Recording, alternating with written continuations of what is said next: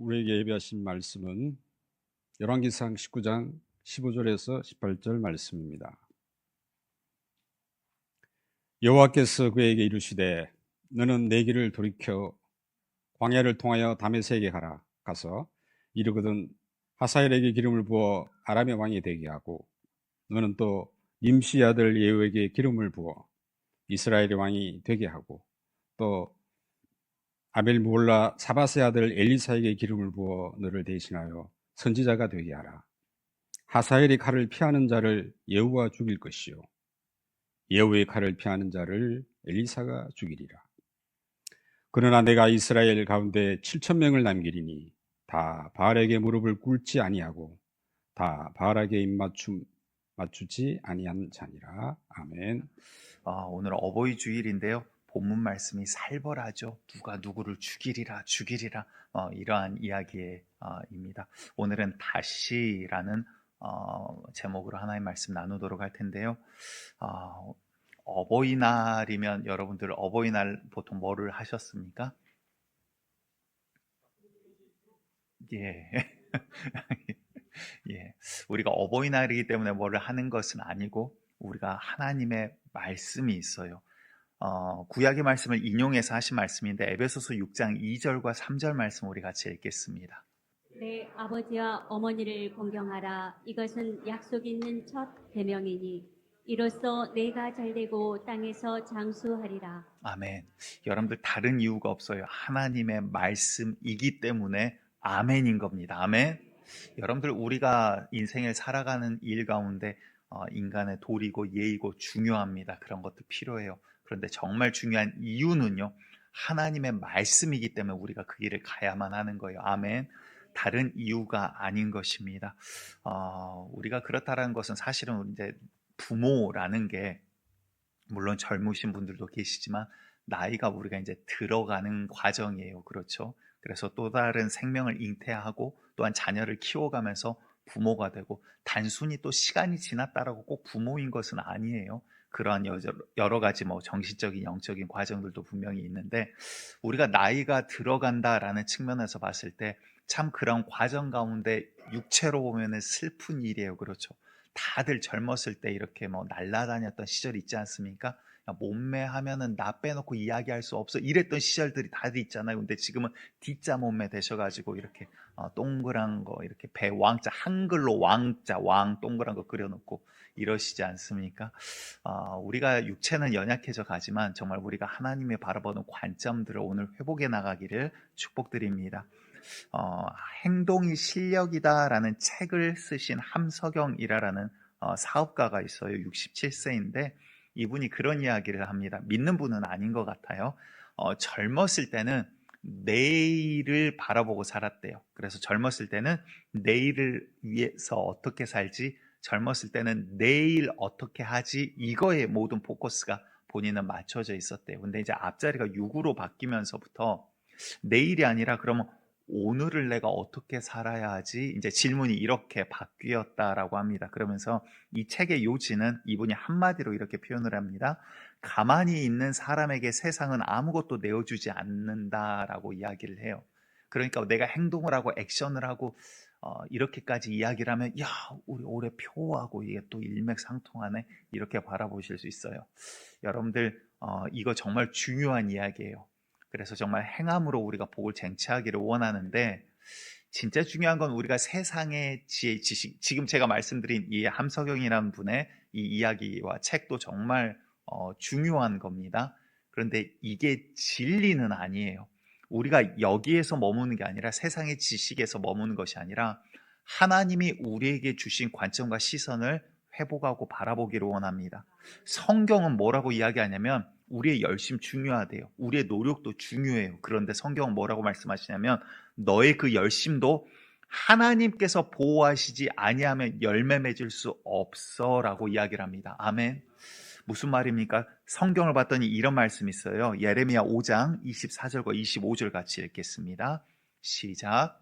또 너희 마음으로 우리에게 이른 비와 늦은 비를 때를 따라 주시며 우리를 위하여 추수 기한을 정하시는 우리 하나님 여호와를 경외하자 말하지도 아니하니 너희 허물이 이러한 일들을 물리쳤고 너희 죄가 너희로부터 좋은 것을 막았느니라.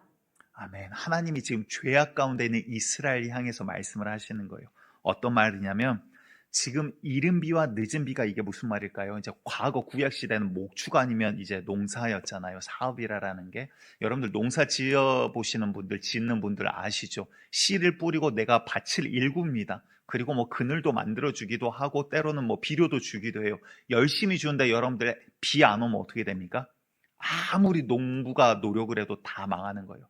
전에 이제 있었던 교회에서 어떠한 개인적인 사적으로 교회 도움을 청하기 위해 오셨던 고구마 밭을 하시는 농부가 계셨어요. 이제 아들 문제로 교회 좀 도움을 청하기 위해서 오셨는데, 그래서 얼굴 시꺼멓고 키는 좀 작고 이렇게 단단하게 생기셨어요.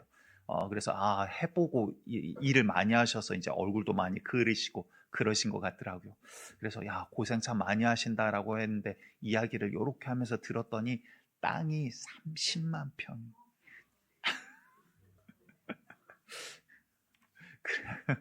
가늠이 안 돼요, 가늠이. 예, 그래서 고구마 농사를 짓는다 그래서 정말 시골에서 어렵게 이를 생각을 했는데 이제 그분이 하신 이야기예요.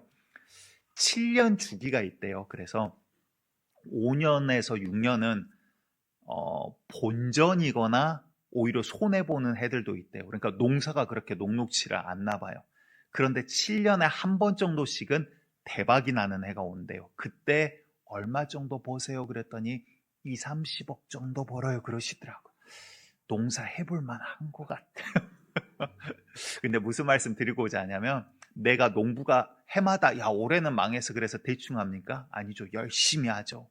뿌리기도 하고 밤낮 없이 일을 합니다. 그런데 잘 해봤자 본전인 애도 있고요. 아무리 열심히 해도 망하는 애도 손해보는 애도 있어요. 그게 무슨 말일까요? 하나님께서 이른 비를 주시고 늦은 비를 주시고 때에 따라서 비를 주시고 해를 주시기 때문에 인간의 노력도 빛을 보는 거예요. 하나님의 보호가 없고 은혜가 없으면 아무리 내가 애를 써도 다 헛된 것이더라라는 거예요. 하나님께서 지키지 아니하시면 우리의 사업도 아무런 말짱 헛것이더라라는 이야기예요. 그런데 지금 이게 예레미야서의 무슨 이야기냐면 이스라엘 백성들은 죄악으로 가려 있어서 하나님을 알지도 못하고 감사하지도 않고 하나님 앞에 영광을 올려드리지도 않고 이른 비를 주시고 늦은 비를 주시고 올해도 하나님이 먹고 살게 해주셨지만 하나님 앞에 감사가 없는 민족 백성이 되어버렸다는 이야기를 지금 하고 계시는 거예요. 여러분들 하나님을 믿는다라는 것, 안다라는 것 얼마나 큰 복인지 모릅니다. 우리 옆에 분들 향해서 다시 한번 인사할 텐데요. 하나님 믿으시니 최고의 복을 가진 자입니다. 이렇게 인사하겠습니다. 시작. 하나님 믿으시니 최고의 복을 받은 자입니다. 여러분들 복 받은 자입니다. 최고의 복을 받은 자입니다. 아멘.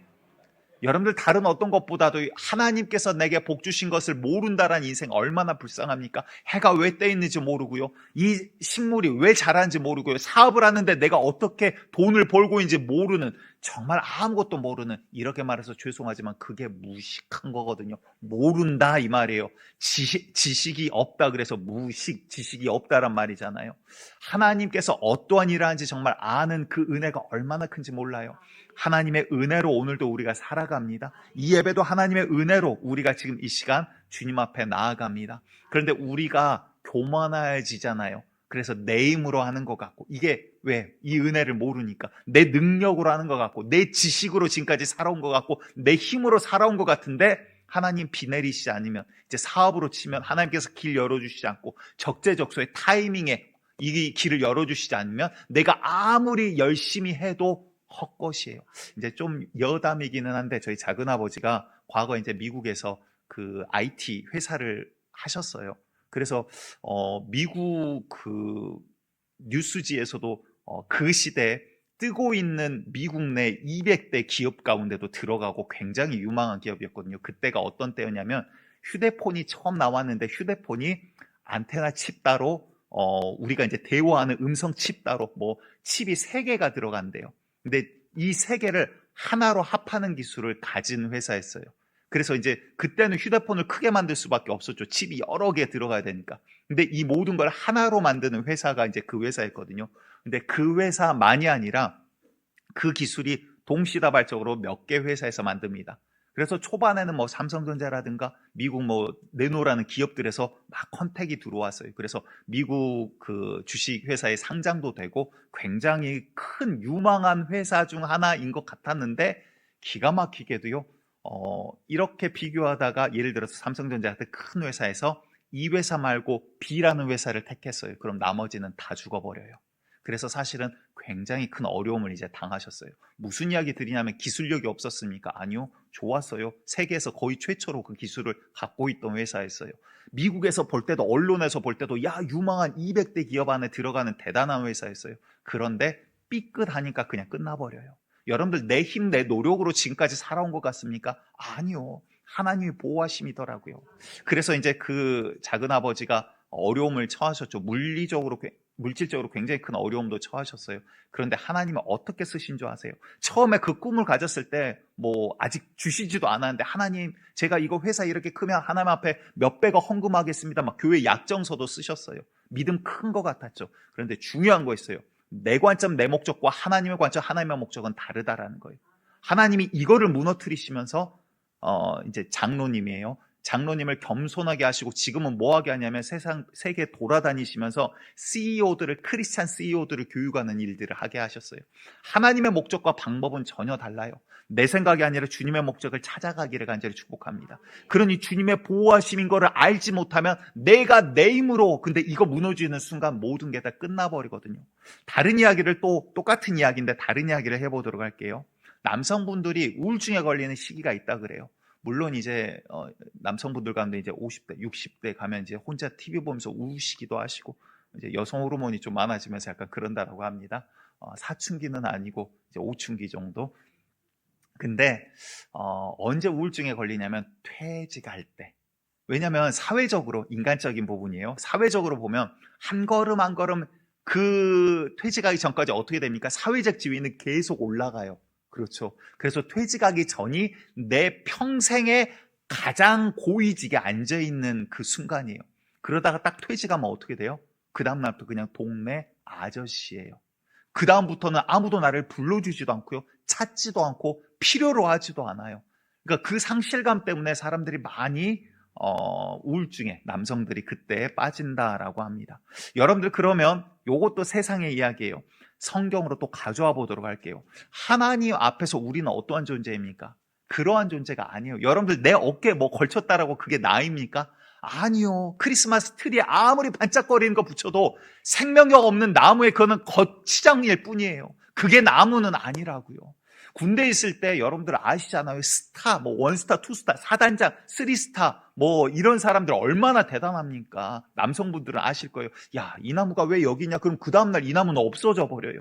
야, 여기에 공원이 있으면 좋겠다. 사단장이 그러면 일주일 뒤면 거기 공원이 생긴다라고요. 무에서 유를 창조하는 놀라운 마법을 벌이는 분이 자리가 스타라는 대단한 계급이에요. 그런데 여러분들 목욕탕 계급장 딱 띄고 목욕탕 가면 그냥 동네 아저씨예요. 예편하는 순간 아무것도 아니라라고요. 우리가 뭐예요? 그게 내 본질이 아니더라라는 거예요. 하나님께서 보실 때 우리의 자리를 봅니까? 지위를 봅니까? 내 어떠한 직분을 봅니까? 아니요. 강한 길을 볼 때 강한 길 목사야 이렇게 보지 않으세요. 내 영혼을 가리켜 말씀하신다라고요. 우리가 주님 앞에 설 때 그러면 나는 어떠한 자예요? 지난주 우리가 어떠한 이야기를 나눴죠? 지난주 등장했던 사람 기억하십니까? 아브라함과 사라가 등장을 했어요. 그렇죠. 그래서 한참 뛰놀기 좋을 나이 사라 89세. 예, 그래서 이야기를 나눴었잖아요. 애 낳기 좋은 나이 몇 살? 90살. 예, 여러분들 희망이 있습니다. 화이팅. 예, 예, 행동하는 자에게 여기까지만 하도록 할게요. 자, 아브라함이 나이가 많이 들었다고 소망이 없는 게 아니에요. 하나님의 약속의 말씀이 있으면 그 가운데 소망이 있어요. 아브라함은 100세의 약속의 아들 이삭을 가졌다라고요. 그게 뭐예요? 인간의 뜻이 아니라 하나님께서 하시고자 하는 뜻이 그 삶 가운데 이루어짐을 지금 이야기하고 있는 거예요. 또한 어떠한 사람이 있을까요? 모세는요 80세 때 하나님 앞에 부르심을 받아요. 양치고 있어요. 40년을 광야에서 양치며 살았어요. 그런데 떨기나무 앞에서 하나님을 만나고 그 인생은 완전히 바뀝니다. 여러분들 무슨 말일까요? 갈렙이라는 사람도 있어요. 모세와 함께했던 이제 여호수아와 함께했던 자인데 나중에 이제 여호수아가 2대 지도자가 되죠. 모세가 광야 가운데 쭉 이끌다가 약속의 땅 가나안을 남겨두고 모세는 들어가지 못해요. 그리고 2대 지도자로 이제 여호수아가 섭니다. 그런데 그 여호수아에게 갈렙이 85세면 뭐예요? 뛰어놀기 좋은 나이보다도 더 어리잖아. 한창일 때인 거예요. 그렇죠? 근데 성경이 뭐라고 하냐면 갈렙이 나이가 들었다라고 이야기를 해요. 그래서 85세. 그 사람들이 봐도 이제 싸우기에는 부족한 자예요. 근력도 쇠하고 몸도 조금 연약해졌어요. 85세. 그런데 이때 갈렙이 뭐라고 하냐면 이스라엘 백성이 가나안 땅에 들어는 가는데 그 땅마다 지역마다 살고 있는 원부족들이 있어요. 이방인들이 있다라고요. 그 가운데 가장 강한 부족인데 아낙 자손들이 있어요. 아낙 자손은 어디서 등장합니까? 이스라엘 백성이 40년 전 가나안 땅을 정탐을 했을 때 아낙 자손을 보고 야 그들은 거인이라 우리는 그 앞에서 메뚜기와 같은 벌레 같은 존재야. 우리는 싸우면 다 죽어. 우리 아녀자들, 부인, 자녀 다 뺏길 거야. 우리는 그들을 이길 수 없어. 그만큼 대단했던 사람들이 아낙 자손이라고요. 그러니까 아낙 자손과 이스라엘 지파들이 싸우고 싶어해요? 아니요. 서로 싸우기 싫어요. 저들과 싸우면 손해거든요. 질 것 같거든요. 그러니까 다른 지파들이 나서지 않는데 그때 갈렙이 나서면서 뭐라고 하냐면 유명한 이야기를 하죠. 이 산지를 내게 주소서 라고 이야기를 해요. 왜? 하나님의 약속의 말씀은 갈렙이 육신이 나이가 들었더라도 아직 그 마음 가운데 벌떡벌떡 살아있더라라는 거예요. 하나님께서 이 땅을 이 자손을 우리 손에 맡기리라 주겠다 40년 전에 약속해 주셨으니 내가 나아가직 하나님께서 이 길을 여실 거라라는 약속이 믿음이 그 가운데 있더라라는 거예요. 여러분들 믿음이 있으니까요. 갈렙은 85세지만 비전이 있는 사람이에요. 그러니까 다른 지파들은 싸우기 싫어요. 싸우면 질 것 같아. 그런데 갈렙은 이 산지를 내게 주소서. 이거는 우리가 나아가면 저 땅은 내 거가 된다 이 말이에요. 여러분들 믿음이 있으면 비전이 생깁니다. 아멘. 그리고 여러분들 노아는 어떻습니까? 비전이 있으니까 그의 삶은 어때요? 수십 년을 하나님의 말씀 하나를 가지고 산에다가 배를 만들기를 시작해요. 동네 사람들 욕합니다. 미쳤다. 야 배를 만들려면 어디 물 있는 데 가서 만들어야지. 산에다가 배를 만드는 저 치읓 놈이 어딨냐? 막 이런 이야기를 이제 하는 거예요. 그럼에도 불구하고 그에게는 약속의 말씀, 비전이 있으니까 하루하루 수십 년이지만 정말 그 길을 걸어가지더라라는 거예요. 무슨 말이에요? 여러분들 내가 겉사람이 늙는다라고 나이가 든 게 아니에요. 겉사람이 젊어도요. 속사람이 늙어버리면 그 사람에게 소망이 없는 거예요.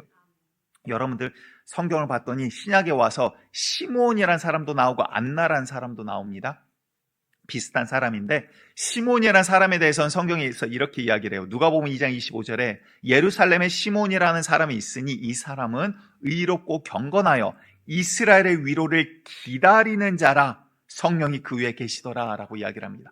이스라엘의 위로가 무슨 말이냐면 하나님께서 약속해 주신 메시아를 기다리는 자라라는 거예요. 그게 뭘까요? 주님께서 주신 소망이 그 가운데 있더라라는 거예요. 이가 나이가 들고 안 들고가 중요한 게 아니에요. 똑같은 비슷한 상황인데 안나라는 사람이 드는데 성경에서 대놓고 이야기합니다. 안나가 나이가 많이 들었대요 라고 하면서 이야기하는데 누가복음 2장 36절에서 38절 우리 같이 읽습니다. 시작. 또 아셀 지파 바누엘의 딸 안나라 하는 선지자가 있어 나이가 매우 많았더라. 그가 결혼한 후 7해 동안 남편과 함께 살다가 과부가 되고 84세가 되었더라. 이 사람이 성전을 떠나지 아니하고 지하로 금식하며 기도함으로 섬기더니 마침 이때에 나와서 하나님께 감사하고 예루살렘의 속량을 바라는 모든 사람에게 그에 대하여 말하니라. 아멘. 이게 무슨 말이냐면 안나라는 이 언니가 남편하고 7년 살고 이제 사별한 거예요. 남편이 없어져 버렸어요. 그러니까 젊었을 때 사람들 어땠을까요? 야, 불쌍한 여자. 저 사람 참 인생 기구하다. 별의별 말 다 들었을 거예요. 근데 안나의 특징이 나와요. 성전에서 기도하며 사는 여인으로 등장을 해요. 근데 지금 나이가 몇 살이 됐습니까? 84세. 뛰어놀기 좋은 나이. 84세가 됐어요. 근데 이게 무슨 말이에요? 수십 년을 홀로 사람이 볼 때는 그 인생, 그 여정 너무나도 불쌍해 보일 수 있어요. 근데 그냥 주님 앞에서 묵묵히 기도를 하며 수십 년을 걸어왔어요. 그랬더니 주님께서 뭐를 주시냐면 그 마음 가운데 비전과 소망을 주시는데 메시아를 네가 볼 거야 라는 마음을 주세요. 그래서 그 마음 하나를 가지고 목적이 있으니까요. 건 육체는 84세가 됐지만 그 영혼은 오늘도 주님 앞에서 어린아이와 같이 주님 오늘입니까? 오늘입니까? 그러다가 아기 예수를 보고 주님 앞에 찬양을 하면서 주의 약속이 내게 이루어졌다라는 선포를 하는 거예요. 여러분들, 우리는 어떠한 몇 살로 지금 살아가고 있습니까? 내 육신의 나이가 들어서 이제 어버이가 됐습니까? 존경을 받아야 합니까? 여러분들, 지금 시대가 존경도 없어져 버렸고 예의도 없어져 버린 시대가 됐어요. 이제는 젊은 사람들, 청년들과 어깨 부딪히면 나이 든 사람이 오히려 고개 숙이고 피해야 되는 시대가, 우리나라가 언제부터 이런 나라가 되어 버렸습니다. 왜? 이제는 말씀대로 가르침이 없기 때문에.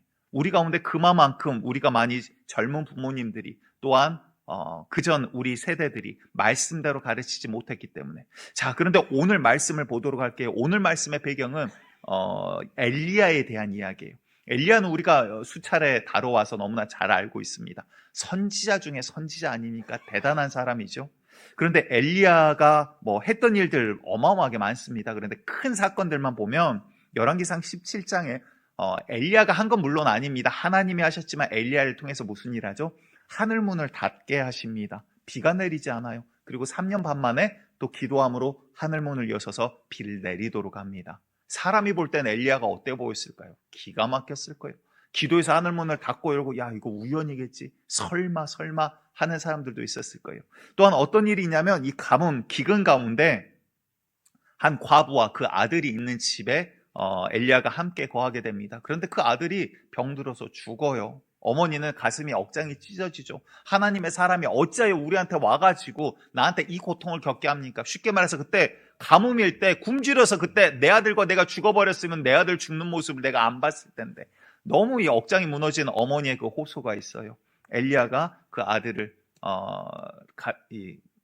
가지고 갔다 그래야 되나요? 다락방에서 이제 그 아들을 놓고 하나님 앞에 기도합니다. 하나님, 어찌하여 이 하나님의 종을 이렇게 부끄럽게 만드십니까?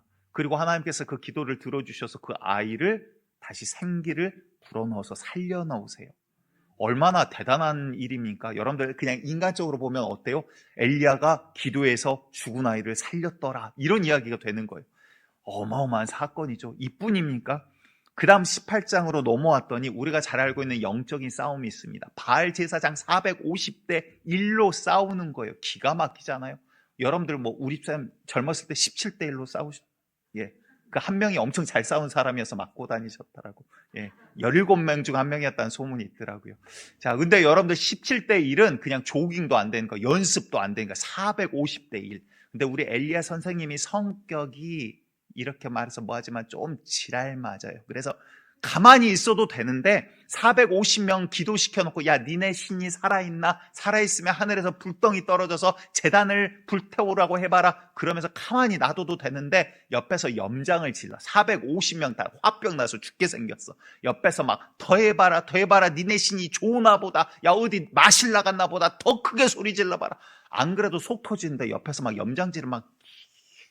그러니까 성격이 별로 좋은 분은 아니에요, 엘리야 선생님이. 천국에서 마주쳤을 때 장난쳤다가는 한 대 맞을 수도 있어요. 조심하셔야 돼요. 근데 그리고 나서 이제 엘리야 선생님 차례가 됐습니다. 하나님 앞에 기도하죠. 그러면서, 야, 물을 갖다 부어라. 제단 위에다 물을 붓습니다.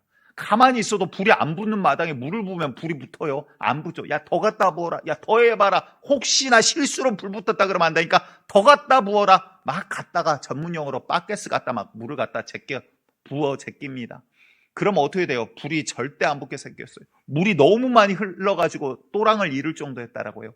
그런데 기도를 하니까 하늘에서 불이 떨어집니다.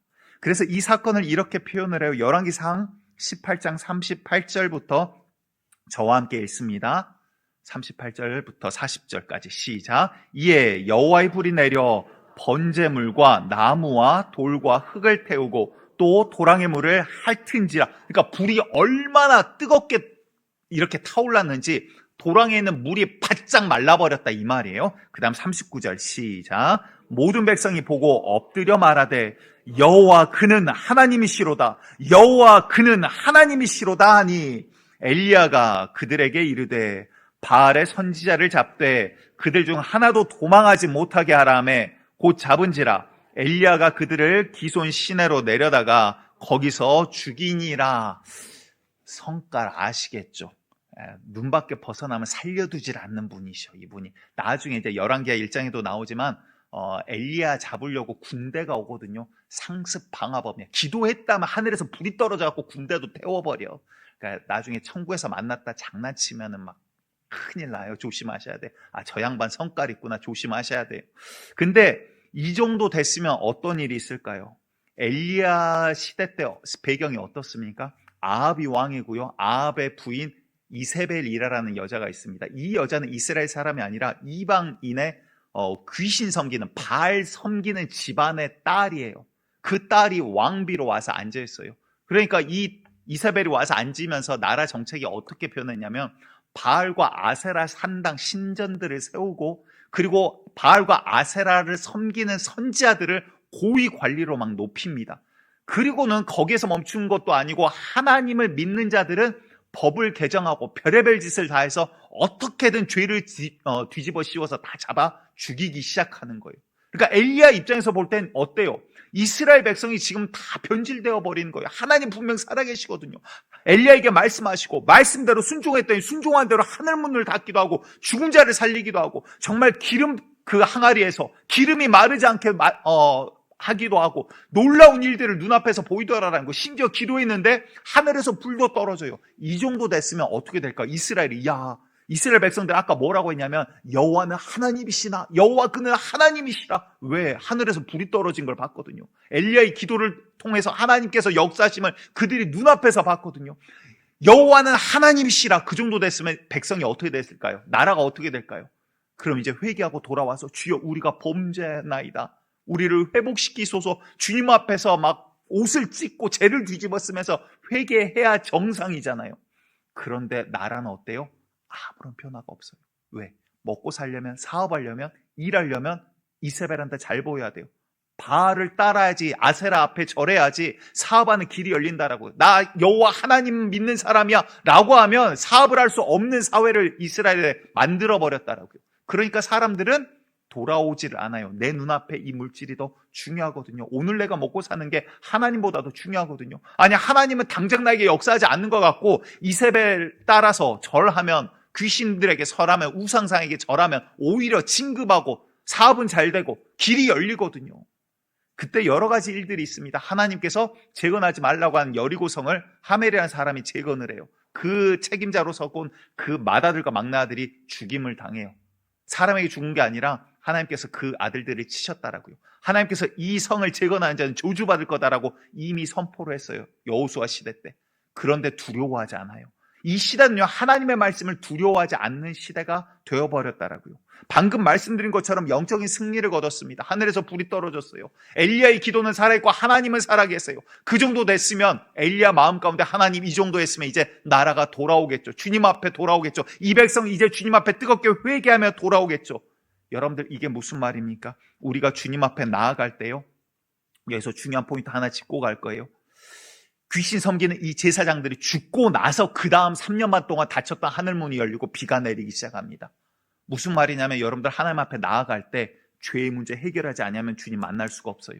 예배 드릴 때마다 우리 예배 캠페인 하죠. 일찍 와서 기도하라라는 이야기가 뭐냐면, 딴 데 신경 쓰지 말라라는 이야기가 뭐냐면, 내가 오늘 예배 드린 가운데 주님 만나러 왔습니다. 그러기 위해서 뭐가 필요합니까? 예배는요, 분명히 피가 필요해요. 왜? 죄인이 주님을 만나는 일이거든요. 죄인이 주님 앞에 나아가는 일이거든요. 오늘도 예수 보혈의 피 앞에 내가 서나가지 못하면 나는 하나님 앞에 설 수 없는 존재예요.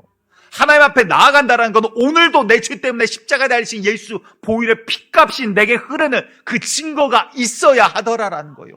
그런데 예배에 나가는데 예수 보혈의 피값이 없어요. 그냥 와서 사람 만나고 좋아요. 그거 예배 아니에요. 내가 주님 만나기 위해 온 거예요. 만나기 위해서 몸부림쳐야 돼요. 내 노력이 아니라 오직 예수 보혈의 피로 인해서 내가 나아갈 수 있는 그 은혜가 주어지는 거예요. 그게 예배예요. 여러분들, 우리가 하나님 앞에 나갈 때 죄의 담이 먼저 해결되기 원합니다. 교회 오셔서 여러분들 진중하게 주님 앞에 먼저 기도하셔야 돼요. 주님, 내가 이 시간 주님 만나기 위해 왔습니다. 내 죄악이 주님과 나 사이를 가리지 않기를 원합니다. 나는 죄인이오나 예수 보혈의 피를 힘입어 예수의 공로를 힘입어 내가 나아가오니 주여 나를 받아 주시옵소서. 여러분들, 그때 예배의 승리를 하는 거예요. 그때 기도하는 자에게 하나님이 은혜를 부어주시는 거예요. 내가 예배를 준비하고 주님 앞에 회개하며 예수 보혈의 피를 찾을 때, 죄의 문제가 해결될 때, 귀신 섬기는 아세라의 제사장들이 죽었을 때 하늘의 문이 열리고 비가 쏟아지더라 이 말이에요.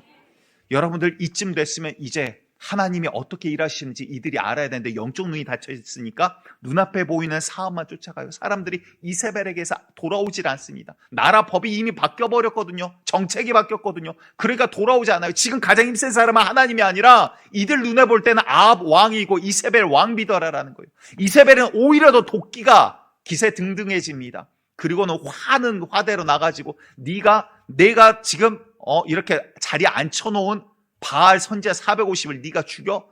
막 엘리야가 화는 화대로 난 거예요. 그리고 나서 열왕기상 19장 2절에 이렇게 이야기를 합니다. 이세벨이 사신을 엘리야에게 보내요. 그러니까 엘리야한테 지금 말을 전하는데 뭐라고 하냐면 내가 내일 이맘때에는 반드시 네 생명을 저 사람들 네가 죽인 그 사람들과 같이 그 사람들 가운데 한 생명과 같게 하리라. 그렇게 하지 아니하면 신들이 내게 벌 위에 벌을 내림이 마땅하도다. 내가 내일은 반드시 너 찢어 죽일 거야. 그렇지 않으면 내가 저주받아. 그렇게까지 지금 막 이제 입에 담을 수 없는 욕들을 갖다가 이렇게 전하는 거예요. 여러분들 엘리야 대단한 사람입니다. 성경을 이리 보고 저리 봐도 엘리야보다 대단한 사람은 거의 없어요. 거의 해봤자 몇 사람 그 기준에 따라 다르겠지만 선지자 중에 선지자를 대표하는 사람이 엘리야예요. 대단한 사람이죠. 그런데 이 대단한 사람이 이 말 앞에 어떻게 됩니까? 지금 불과 18장에서 영적인 승리, 하늘에서 불을 떨어지게 했잖아요. 막혀있는 하늘의 문을 기도해서 정말 주님 앞에 기도해서 아합 왕 앞에서 하늘에서 비가 내리는 걸 보게 했다라고요. 그런데 그 다음 엘리야가 어떻게 됩니까? 좌절과 낙심 가운데 쓰러져 버려요. 지금 이 협박을 받고 나서 그 다음 하룻길 광야로 도망가기 시작합니다. 그러다 로뎀나무, 아람들이 나무가 아니에요. 조그만한 그냥 나무예요. 그냥 그늘, 겨우 사람 한 명 앉을 수 있는 정도 그늘, 그 정도 그늘 아래 몸을 숙이고 들어가서 좌절된 마음으로 그냥 육체를 놔버립니다. 그리고는 엘리야가 하나님 앞에 기도하듯 독백하듯 그냥 말을 하는 거예요. 하나님, 내가 넉넉하오니. 이게 넉넉하다라는 게 충분하다라는 게 아니라 나 할 만큼 했으니 지금 이야기예요. 하나님, 나 할 만큼 했으니 지금 내 생명을 거둬주시옵소서. 나 이제 살 이유도 없고 나 더 할 게 없어요 라는 거예요. 하나님, 나 할 만큼 충분히 했잖아요. 근데 이스라엘은 변하지 않아요 라는 이야기. 하나님, 내가 내 조상들보다 낫지 아니하니이다. 내가 하늘에서 불을 내린 듯, 내가 기도해서 하나님께서 응답하셔서 비를 내린 듯, 죽은 자를 살려놓은 듯 내가 할 수 있는 것 아무것도 없습니다. 이 백성은 이세벨에서 돌아서지를 않습니다. 하나님, 이 폐악하고 이 악한 땅 어떻게 합니까? 난 더 할 것 없어요. 차라리 나 죽여주세요. 여러분들 기억하시기 바랍니다. 돈이 없다라고 사람 죽는 거 아니에요. 돈 없으면 교회로 오세요. 같이 라면 있으면 라면 끓여 먹고, 없으면 우리 강대상 나무로 만들었는데 이거 물에다가 넣고 불려갖고 가죽이라도 뜯어서 삶아 먹던가 어떻게라도 해보고. 여러분들 돈 없다고 사람이 죽는 게 아니라 소망이 없어지면 사람이 죽는 거예요. 겉사람이 젊다라고 젊는 것도 아니고요. 겉사람이 늙었다라고, 육체가 연약해지죠. 그렇다라고 내가 늙은 게 아니에요. 속사람이 늙어버리면, 속사람이 소망이 없어지면 그러면 내가 진짜 늙은 거예요. 여러분들은 어떠한 사람입니까? 여러분들은 어떠한 마음 가운데 지금 있습니까? 엘리야 마음 가운데 이 땅을 바꾸고자 하는 자기만의 목표가 있었어요. 그게 하나님의 뜻이라 생각했고, 그게 하나님이 나를 통해서 하실 일이라고 생각을 했어요. 평생 그렇게 살아온 것 같아요.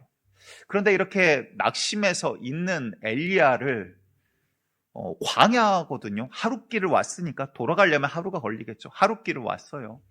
광야, 물도 없고 먹을 것도 없어요. 왜? 죽으려고 지금 나왔으니까. 이세벨 손에 죽기는 싫고, 근데 살기도 이제 싫어요. 소망이 없어졌어요. 속 사람이 이제 끈이 끊어져 버린 거죠.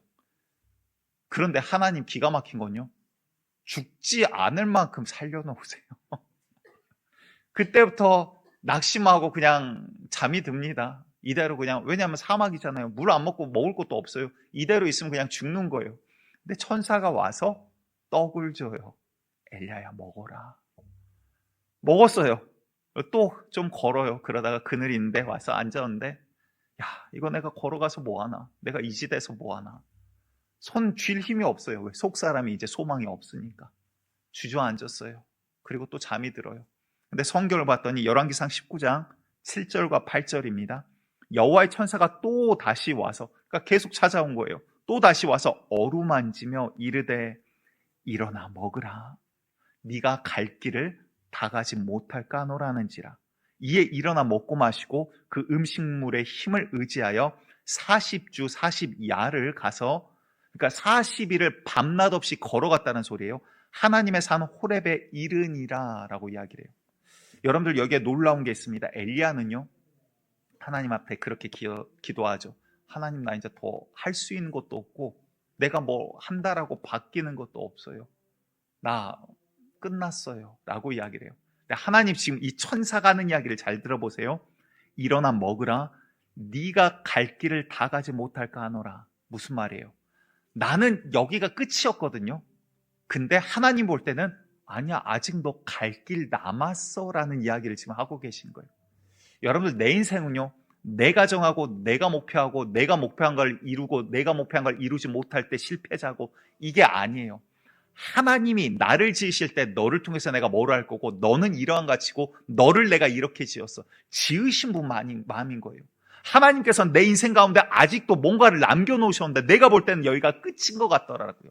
그러면 사람들은 거기가 끝인 줄 알고 손을 놔버려요. 아니요, 그 가치는 내가 정하는 게 아니라 하나님이 정하신 거예요. 아멘. 여러분들, 내 인생의 내 목적은요, 내가 생각하는, 엘리야도 하나님께 쓰임받고 하나님 일을 하고 이 나라를 위해서 생각을 했지만 엘리야가 만들어 놓은 틀과 목적이 있었어요. 근데 그거에 부합하지 않으니까 포기해요. 이거 틀렸네, 소망이 없네. 아니요, 하나님은요, 그게 아니라 엘리야에게 다른 거를 알려주고 싶어 하시는 거예요.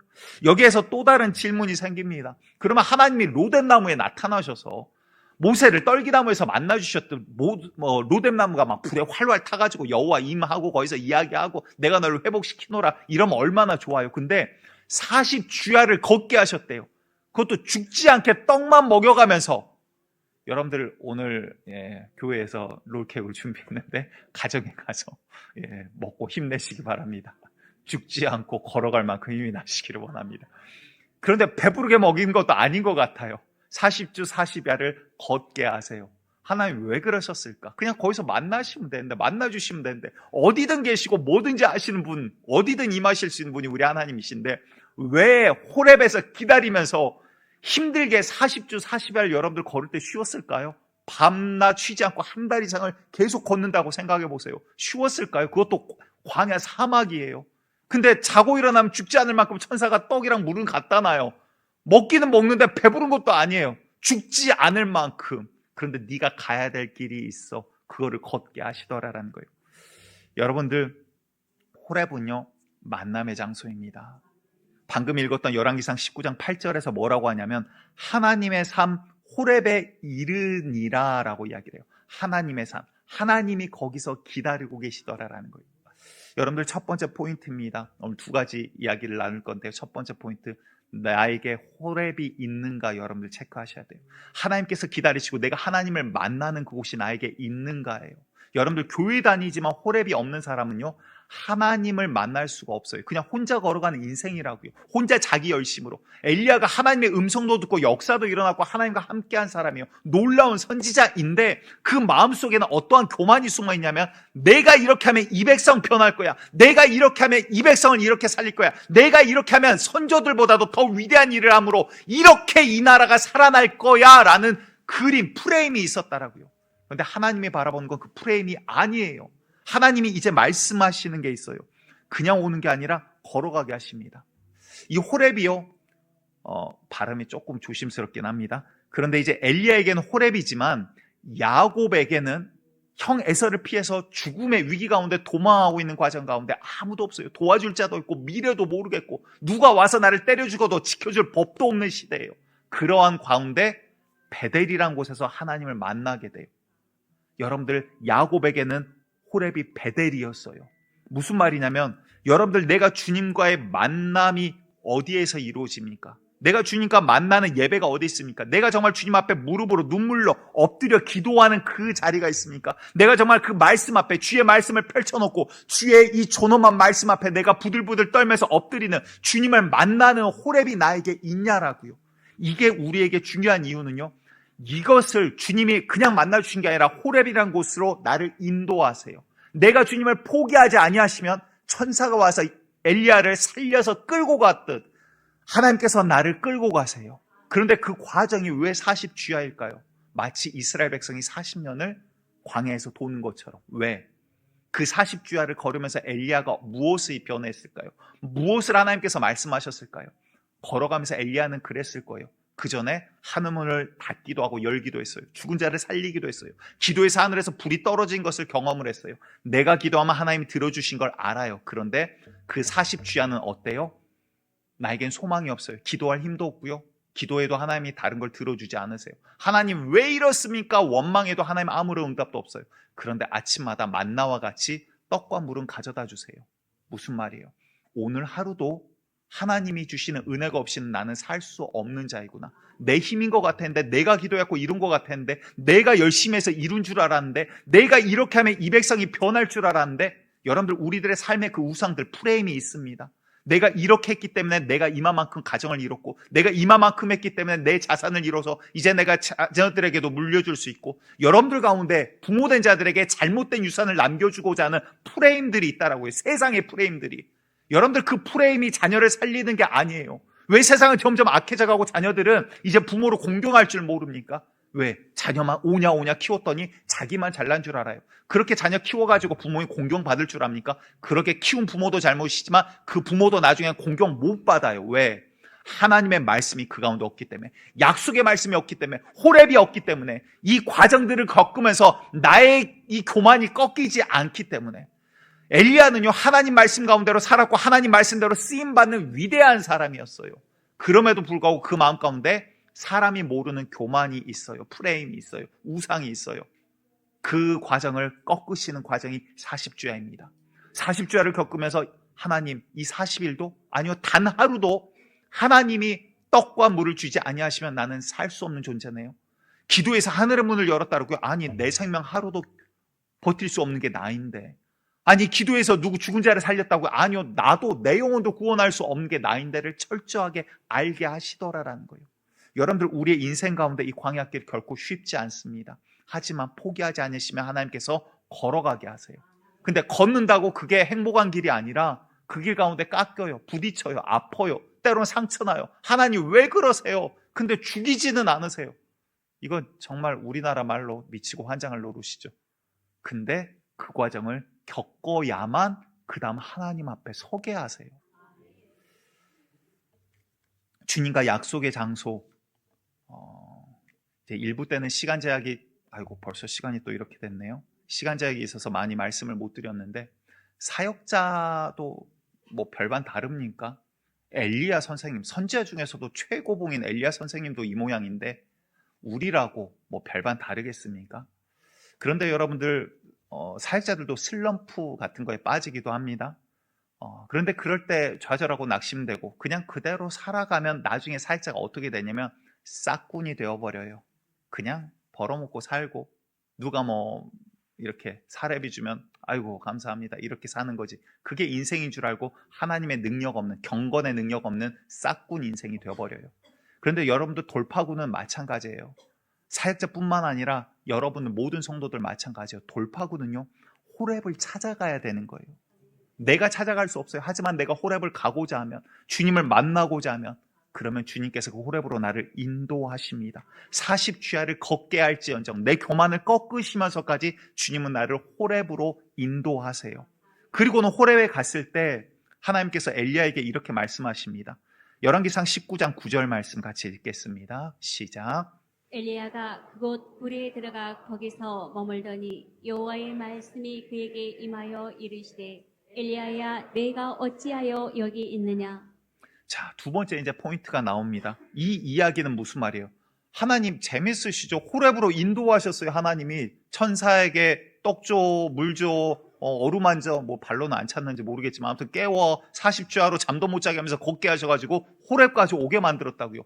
엘리야는 광야에서 그냥 죽고 싶어서 광야로 나갔는데 죽지도 못하게 하면서 호렙으로 이끈 건 하나님이시라고요. 근데 그리고 나서 하나님 뭐라고 하십니까? 네가 왜 여기 있느냐라고 해요. 이게 무슨 말일까요? 너에겐 아직 가야 할 길이 있어라는 거예요. 여기 있을 게 아니라 너는 가야 할 곳이 있어라는 이야기예요. 여러분들, 하나님 오늘 우리에게도 이야기하십니다. 우리가 나이 들었다라고요? 아니요, 누군가는 이제 이 가운데는 한참 뛰놀 나이 80대가 되신 분들도 계세요. 그런데 그렇다라고 내가 이제 자녀들 바라보고 아이고 오늘 하루 내일 하루 똑같지? 아니요. 여러분들, 오늘 하루를 살아 숨쉬게 한 하나님의 놀라운 섭리는요, 절대 목적 없이 흘러가지 않으세요. 주님께서 사명 없이 우리에게 그냥 주어진 시간이 아니더라라는 거예요.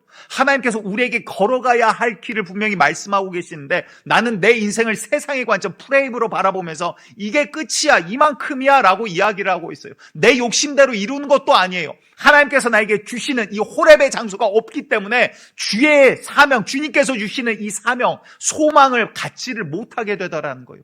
여러분들, 이 호렙 앞에 섰더니 하나님께서 엘리야에게 말씀하세요. 네가 어찌하여 여기 있느냐? 엘리야가 대답합니다. 그의 한탄이 나오죠. 10절이에요. 그가 대답하되 내가 만군의 하나님 여호와께 열심히 유별하서니 내가 믿음 생활 이렇게 미친 듯이 했지 않습니까? 누구보다도 주님 잘 믿지 않았습니까? 이 말이에요.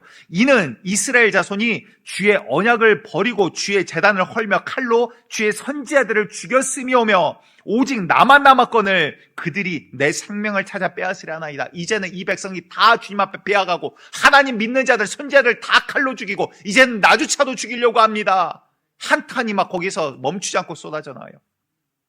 40주야를 걸어왔지만 우리는요, 안에 있는 분노와 한이 숨어 있어요. 그런데 내가 고쳐지지 않아요. 그리고 나서 어떤 일이 있냐면 이제 11절과 12절에 이런 이야기가 나옵니다. 시간 관계상 제가 그냥 짧게 이야기할게요. 하나님 지나가시는데 강한 바람이 있어요. 그냥 바람이 아니라 산을 쪼갤 만큼 큰 바람이에요. 그런데 거기 하나님이 안 계시대요. 지진이 일어나요. 그런데도 하나님이 안 계세요. 불이 그 다음에 임해요. 그러면 하나님의 임재인 줄 알았는데 거기도 하나님이 안 계세요. 그리고 나서 하나님의 세미한 소리가 엘리야에게 다시 임합니다. 무슨 말이냐면 강한 바람, 지진, 불, 이게 뭐냐면 그 전에 하나님이 임할 때 함께 나타났던 놀라운 초자연적인 현상들을 보여주셨거든요. 근데 그게 하나님의 본질이 아니더라라는 거예요. 지금 하나님께서 우리에게 찾으시는 건 그게 아니에요. 야, 네가 하늘을 움직이고 기도해가지고 불을 내리고 이스라엘 백성 가운데 기적과 이적을 보이며 그러면 이 나라를 뒤바꾸고 네가 원하는 대로. 아니야, 엘리야야, 내가 너한테 원하는 건 그게 아니야 라는 거예요. 뭡니까? 그 다음 하나님이 똑같은 질문을 하세요. 엘리야야, 네가 왜 여기 있느냐 물어봐요. 똑같은 질문을 하세요. 그리고 엘리야는 답을 똑같이 합니다. 하나님, 선지자들 다 죽었어요. 나만 남았나이다. 내 열심히 유별하는데 나만 남았나이다. 근데 처음 대답과 뒤의 대답은 다릅니다. 이런 거예요. 예수님이 십자가에서 돌아가십니다. 그 앞에 제자들이 뿔뿔이 흩어져요. 베드로가 나는 옥이라도 죽음이라도 주와 함께 가겠습니다 했는데 금방 배신해버렸죠. 그리고는 예수님이 돌아가셨어요. 죽었어요. 제자들이 모여서 낙심함 가운데 앉아있다가 베드로가 벌떡 일어납니다. 현실 적응이 빠르신 분인 것 같아요. 나는 물고기 잡으러 가겠노라. 먹고는 살아야지 않겠냐? 그리고 제자들이 아이고 생각해봤더니 그러네. 우리 앉아있어서 뭐하냐? 그리고 물고기 잡으러 가요.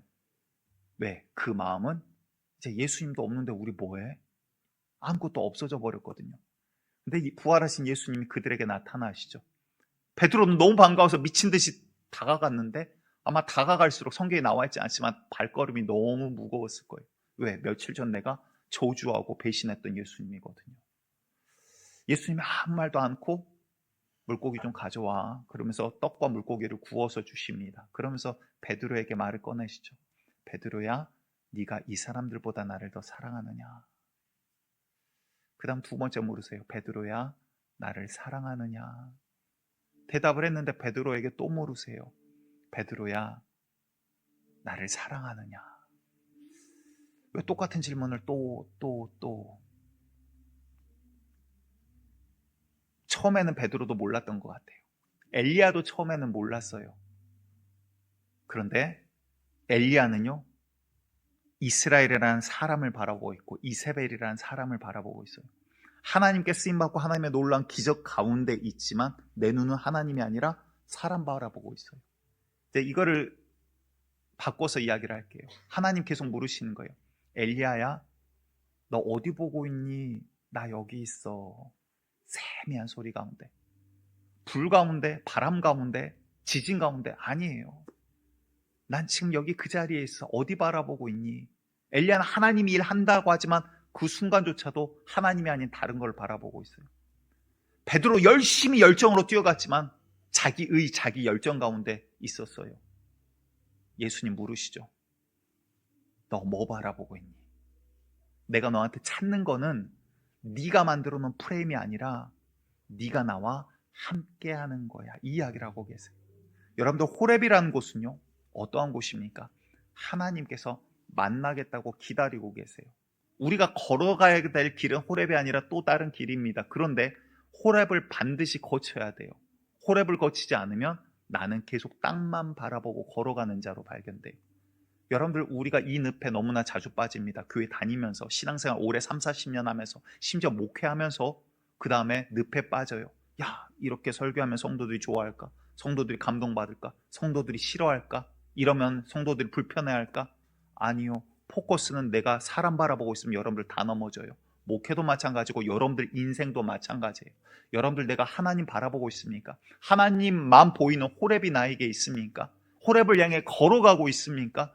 여러분들 이 호렙이 없이는요, 우리는 계속해서 땅 바라보고 사람 바라보면서 실망하고 좌절하고 낙담하고 쓰러져요. 왜? 그게 진짜 내 목적이 아닌데 지으신 분을 바라보지 아니하니까 자꾸 다른 거에서 내가 실망하고 넘어져요.